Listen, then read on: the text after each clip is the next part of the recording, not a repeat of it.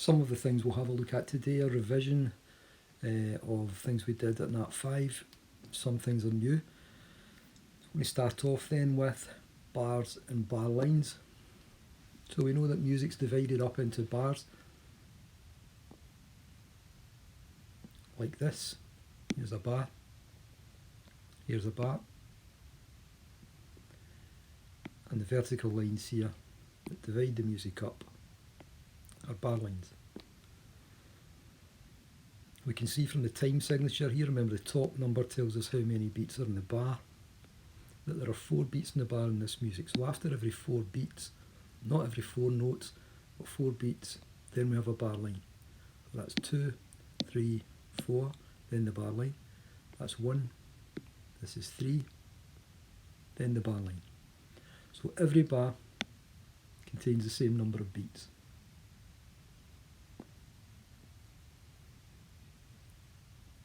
Double bar lines come at the end of a section of music. See the 2 bar lines here, just telling us that a piece of the music, a part of the music is finished. And final bar lines come at the end of a piece of music. You can see that one of these will be thicker than the other. Repeat signs.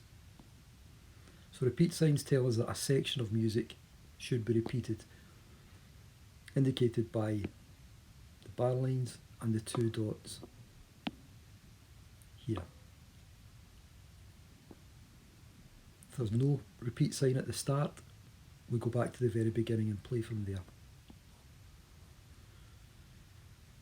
Sometimes when we're repeating, the repeats are not identical, and we need to use first and second time bars to show us what to play each time.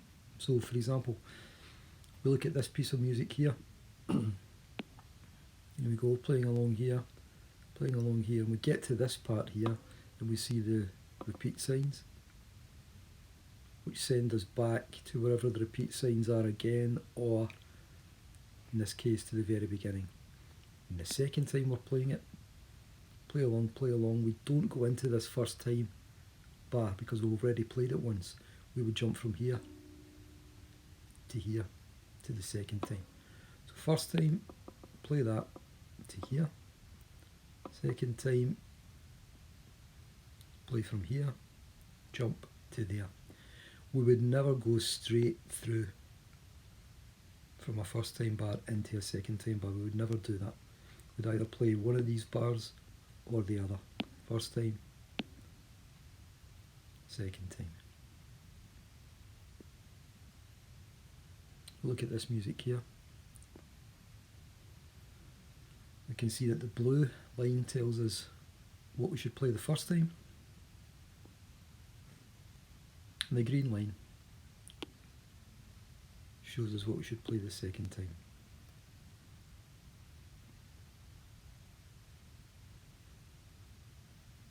It's quite a long example, this one. But if we look at this example, we see that we begin playing from here, and we go. There's a repeat sign here, takes us back to the very beginning. We're playing it now for the second time, and at this point here we jump down here because it's the second time we're playing it. We continue to play that line now. You can see another repeat coming here somewhere, so we're playing this line now, and we go to the first time bar. There's a repeat. Where do we go back to? Here in this case. Play this bit for the second time.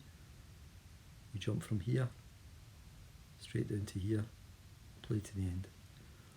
So the music would do this, starting there, playing that, playing this, repeat, back to the start, playing it for the second time, get to this part, jump here, carry on,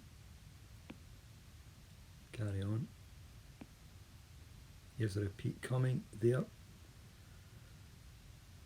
back to here, playing it now for the second time, get to this point here, jump down and finish it off.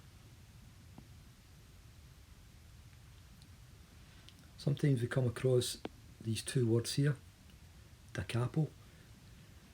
And that's an instruction in the music which tells us to go back to the very beginning. Capo is a word, an Italian word which means head. So head, the top of the body. So sometimes you'll hear people saying, take it from the top. That's what they mean. So da capo is exactly the same as that. Sometimes abbreviated to DC, and it'll look like this in a piece of music. So there's the DC. So we would get to this point, go back to the very, very beginning and play it again. Coda is an end section in a piece of music.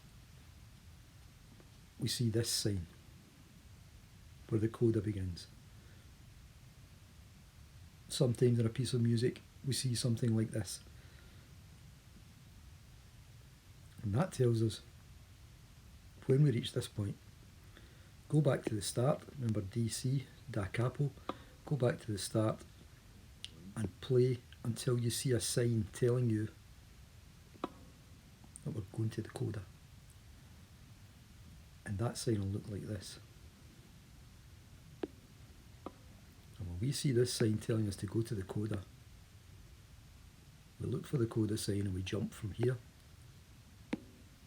to there.